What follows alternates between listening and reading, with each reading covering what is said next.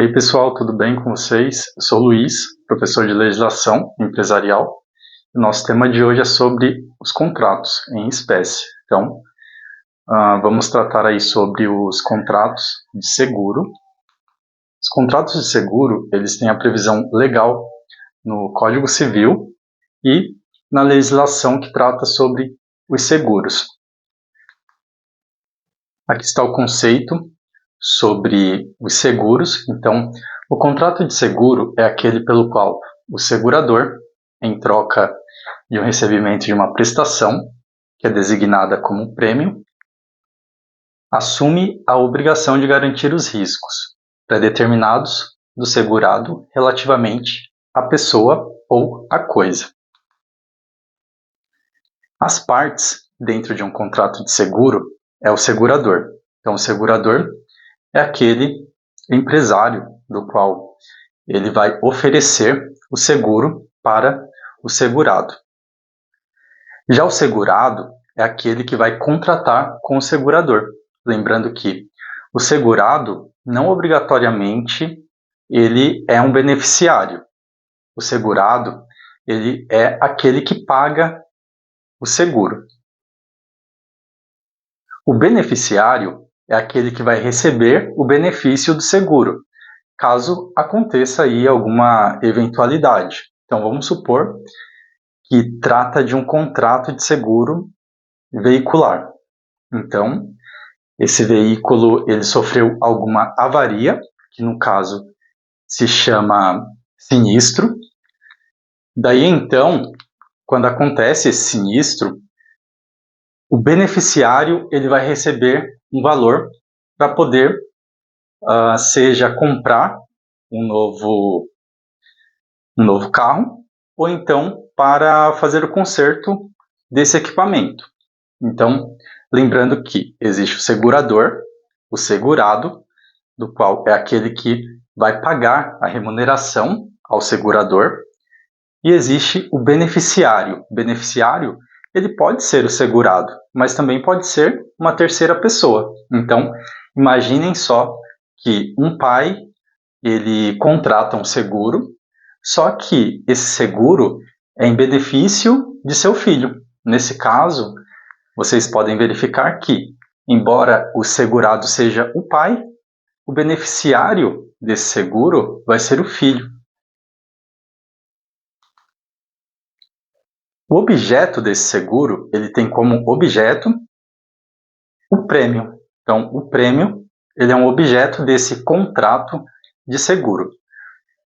Embora o termo prêmio pareça ser algo que vai premiar alguém, né? Parece aquela questão de um prêmio que a pessoa recebe.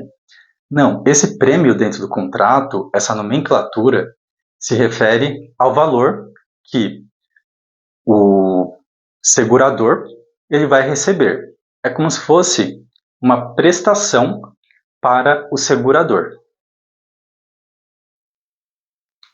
Já o sinistro, quando se fala em sinistro, vai ser a avaria que aconteceu. Vamos supor que seja um seguro para veículos. Nesse caso, se acontece alguma colisão entre veículos, essa colisão se chama sinistro.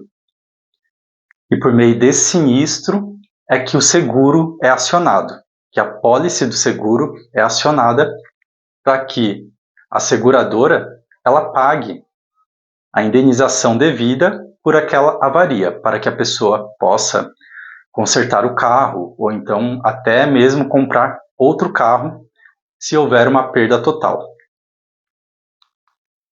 O cálculo atuarial é aquele cálculo do qual há uma probabilidade. Então, é realizado cálculos estatísticos para que verifique a probabilidade de um acidente acontecer, para que então o segurador ele possa verificar quais são os seus lucros e o quanto que ele pode oferecer ao beneficiário desse seguro.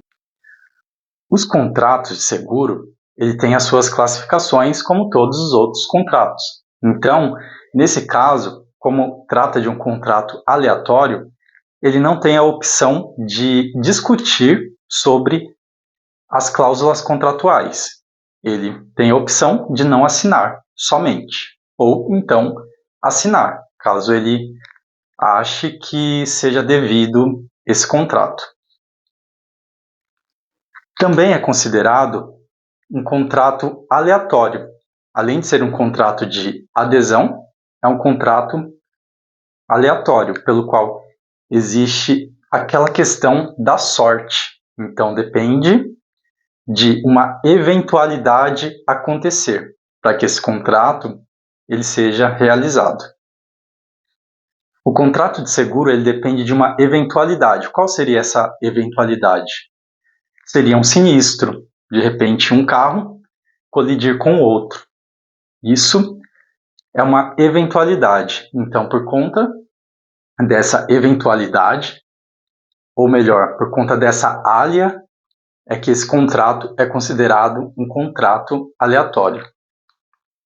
O contrato de seguro, ele tem a sua apólice do seguro. Lembrando que o contrato de seguro, ele é um contrato não solene. Por quê? Ele não tem uma solenidade específica, ele não tem uma maneira específica de ser elaborado. Pode ser até mesmo realizado de forma informal ou então de forma verbal.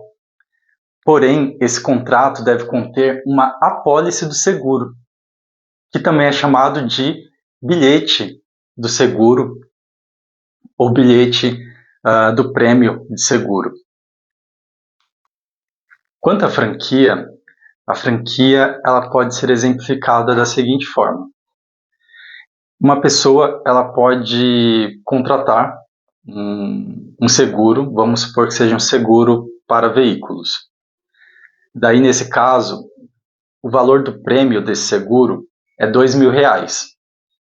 Então, a pessoa paga os R$2.000 e ela já está amparada pelo seguro. Tudo certo até então? A franquia, onde a franquia entra nesse sistema? A franquia ela entra quando acontece algum sinistro. Aí, nesse caso, vamos supor que um carro colidiu com outro. Daí, então, o pagamento desse conserto vai ficar em R$5.000. R$5.000 para consertar o carro. Então, a franquia é como se fosse uma entrada que o beneficiário vai dar. É uma contrapartida para ajudar no seguro. Então, a seguradora ela pode talvez pedir aí um valor específico de franquia, como por exemplo, R$500 de franquia, R$1.000, R$2.000 de franquia. É uma entrada que a pessoa vai dar para que a seguradora ela possa pagar o restante.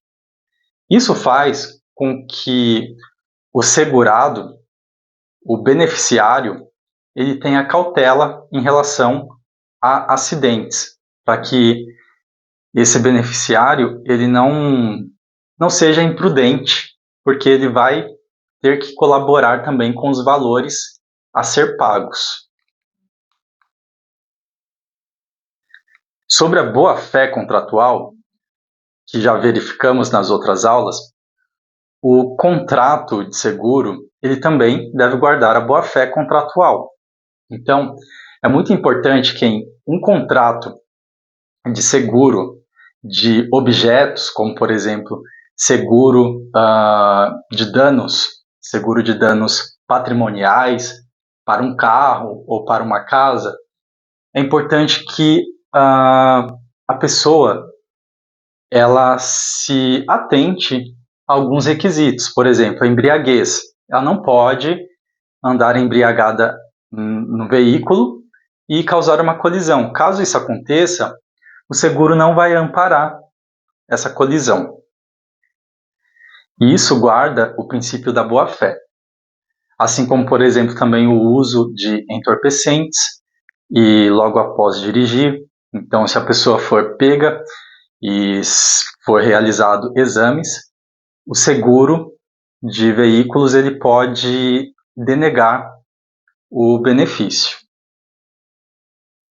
Se a pessoa anda acima da velocidade permitida e acontecer algum dano, alguma avaria no carro, ou melhor, acontecer um sinistro no carro, nesse caso o seguro não vai cobrir.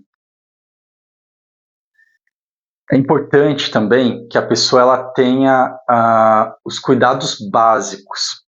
Então não é porque uma pessoa tem um seguro veicular ou seguro de uma casa que ela vai deixar a porta aberta, seja a porta da casa aberta ou a porta do carro aberta. Então, a pessoa ela tem o dever de cuidado, porque isso faz parte também da boa-fé contratual. Quanto a seguro de vida, como vocês sabem, o seguro pode ser patrimonial, como por exemplo o seguro de um carro, o seguro de uma casa. Também esse seguro pode ser um seguro de vida. Um seguro de vida, ele também obedece o princípio da boa-fé contratual. Então, se houver doenças pré-existentes, a pessoa não pode acionar o seguro por conta de doenças pré-existentes. Como assim, professor? Doenças pré-existentes? São aquelas doenças que já existem na pessoa. Então, vamos supor que uma pessoa ela sabe que tem câncer. Ela sabe, tá? Ela não está descobrindo, ela simplesmente sabe que tem um câncer. Daí, então, ela procura um seguro de vida e ela faz esse plano de seguro de vida. Isso é má-fé contratual, porque ela sabe que existe uma doença pré-existente e mesmo assim ela faz um seguro sabendo que ela corre sério risco de acionar esse seguro de imediato. Então isso é má-fé por parte da pessoa. A seguradora ela pode se negar a cumprir esse contrato, porque houve má-fé. Então vocês percebem que o princípio da boa-fé é muito importante em todos os contratos, inclusive nos contratos de seguro, seja seguro patrimonial ou seja seguro de vida. A SUSEP é um órgão do governo federal pelo qual ele vai realizar atividades de fiscalização das seguradoras. Então, a SUSEP é um órgão muito importante para que haja esses contratos, para que haja as apólices de seguro. Por meio do site da SUSEP, você consegue verificar se o seu seguro ele existe e se é um seguro idôneo, se é um seguro que está em conformidade com a legislação. Então, essa pesquisa é realizada por meio do site, você vai colocar o número da apólice, que é o famoso bilhete do seguro, e colocar o CPF do beneficiário, ou então o CNPJ da seguradora. Daí, então, você consegue realizar essa busca e verificar a idoneidade desse contrato. Pessoal, agradeço a vocês. Então, curtam o meu vídeo, se inscrevam no meu canal.